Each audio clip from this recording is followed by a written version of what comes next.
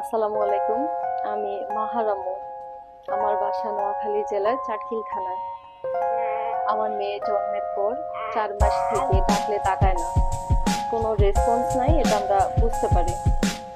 তারপর থেকে এই হসপিটাল থেকে ওই হসপিটাল, এই ডাক্তার থেকে ওই ডাক্তার, অনেক হয়রানির শিকার হয়েছি। তারপর অনলাইনে সার্চ দেওয়ার পর বেস্ট ককলিয়ার ইমপ্লান্ট সার্জন নামে একটি পেজ সামনে আসে।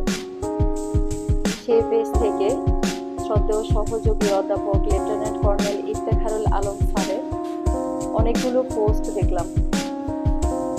তারপর সেই পেজের অ্যাডমিনের সাথে যোগাযোগ করে শ্রদ্ধেয় ইফতেখারুল আলম স্যারের সাথে যোগাযোগ করি।